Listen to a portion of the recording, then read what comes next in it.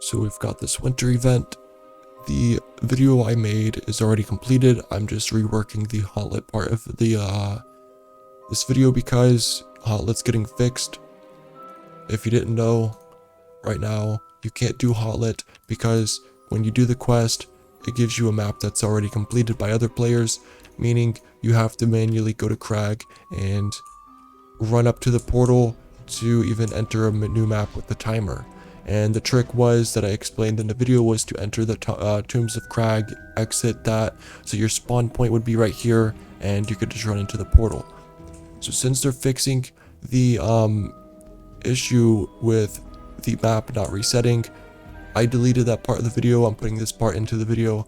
So once they fix that part, all you have to do is go to your quest book, running the hotlet. Do not turn this quest in, just have it at the top of your list, press turn in on it. It will bring you to a hotlet map. Once they update the bug or whatever, fix it, it'll bring you to a new map every time. Your clear rooms 1 and 2. 2 is optional. Usually people clear room 1 if they don't have high movement speed. What you're gonna do is press exit to menu. You're gonna press on ally available, press on quests, and press on go to on the quest. It'll bring you to a new map again. So run these maps for energy. Hotlet is the fastest way to get energy. And so after that gets fixed, which maybe be an hour or so, I don't know, do hotlet. As of right now, if it's not fixed by the time this video is up,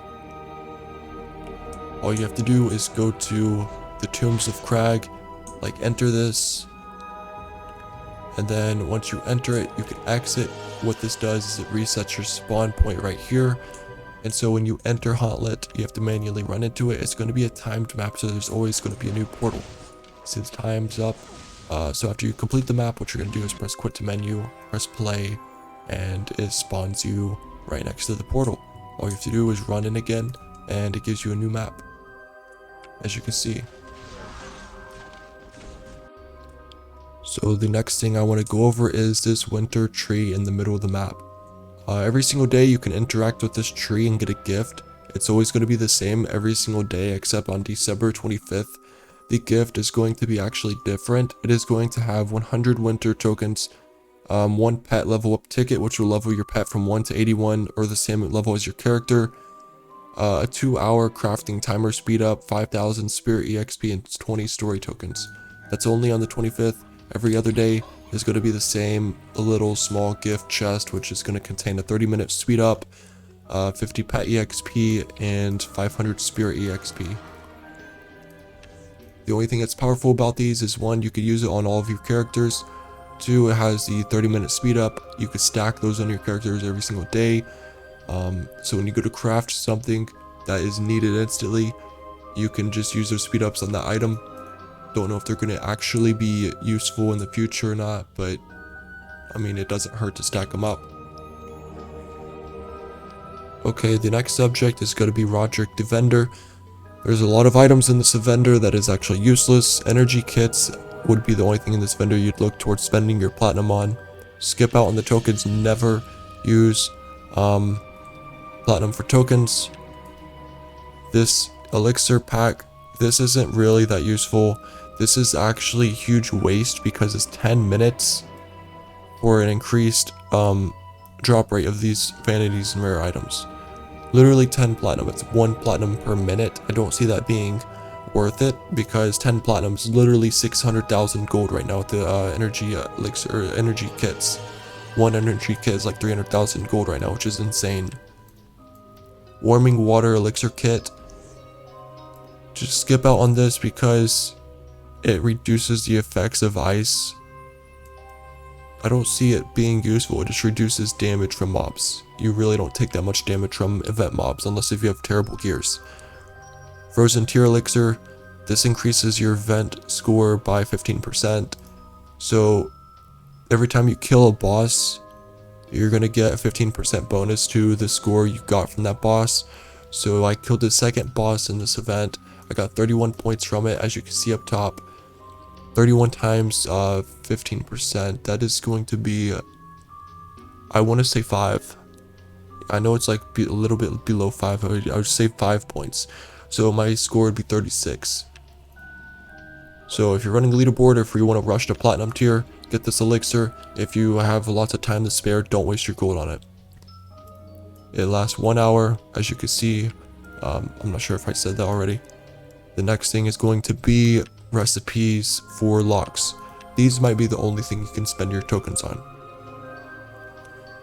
because every single week is going to have a new lock. Like this week is going to have massive locks that have the artifact in them. Next week is going to have rings, and the third week is going to have belts.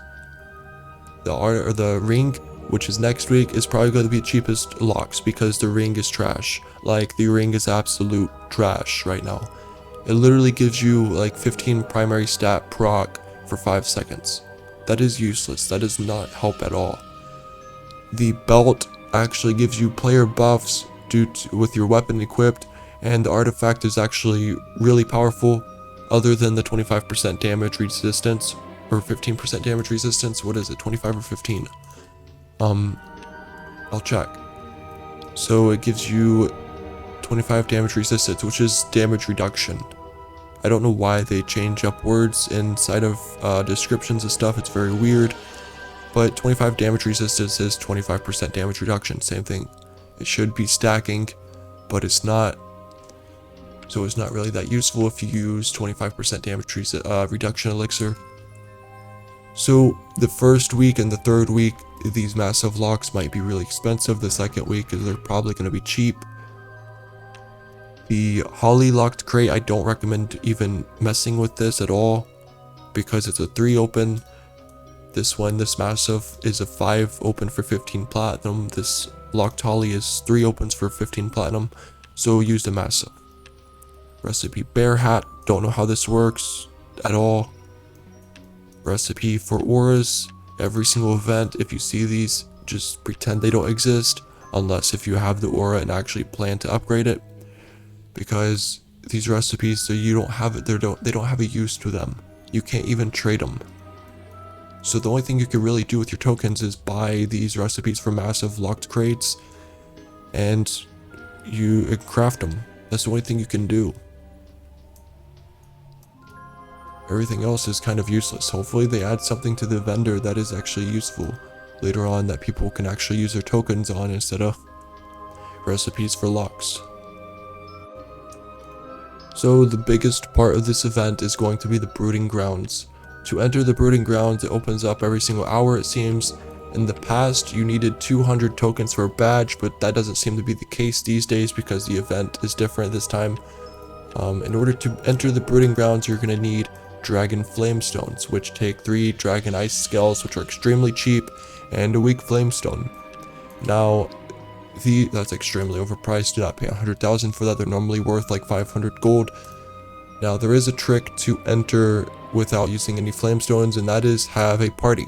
So when one person of the party joins the map, you can actually go to your social tab, go to party, and press join, and it will actually let you join the map they're in, inside the Brooding layer. So once you join there, the reason it's really good this year is because there's a lot more to the loot table than usual. Now, it depends on what tier you are, like gold tier, platinum tier, on which you can normally loot. You can read it from the boss summary. I'll send up again. I'll put the link in the description. But you can get the holiday chest. I don't know what's in that. You can get Zodia's crates. You can get epic gears, which are trash. You can get empowered orb of some recipe, which is trash. Arcanite Yoi. You can get Arcanite Chester. Holly's winter armor set, which is extremely powerful because it gives 30% primary stat, and with 30% primary stat you can use legendary gears and get 25 or 20% bonus. That's a 50% bonus on your primary stat. 50% primary stat without awakes, just because you're wearing some gears. That's insane. You can loot a badge, heroic regifter, heroic Krampus, Arcanite Chester, Arcanite Yoi, ugly sweater set, and the Holly winter weapons. That's what you can loot from the Brood Dragon layer. So run the map as much as you possibly can. Now, there's one thing that did catch my eye specifically when reading through this thread. That is the 50% gold loot bonus in the Brooding Grounds when using the Holly winter set. previously, I don't think gold loot worked in the Brooding Grounds. Like, it didn't have any type of very powerful gold drops. Maybe this year it does. I don't know. I don't know if it even had it last year. I don't run events much to specifically know the loot drops. I mean, I know how every single event works. I don't know the drops of every single boss though. So run the brooding grounds as much as you can. If you're not doing leaderboard, try to loot some very powerful stuff if you can, and things like that. So running the event, what should you use? You're running Mount Spire. Don't know if that's how it's pronounced. You want to use luck because you have a chance to loot locked Zodius crates, which are used for the massive crates, of course. So when you loot these locked Zodius crates, you can choose to upgrade them to massive locks or sell them in the auction. You can see they're worth a lot of gold. Another thing is the sales they're having. You can browse through that up here. The whole entire list is right there. One thing that surprises the hell out of me is you see this diamond set here. It's actually selling. It's selling for 300 platinum. It is mind-boggling that it sells for 300 platinum. People actually spend that much platinum for a recolored vanity set. I mean, damn. Look at this set. I'm gonna go to the auction. Treasure, I think that's what it's called, treasure set from last year. The red looks better, and it's not sold for platinum. You literally looted this so commonly in the event last year, or it was sold for tokens, one of the two. It's listed at 800k. I wonder if anyone's listed the other set. Yeah, 20 million for that. You're kidding me. But anyways, there's nothing else for me to go over. Everything else in the event thread is just about locks and cells, which you already have access to on your game. All you have to do is press the little eye icon on stuff and you can see what they contain, what you can get out of them. I want this pet right here. I'd call it Articuno from Pokemon. Little ice bird, Articuno.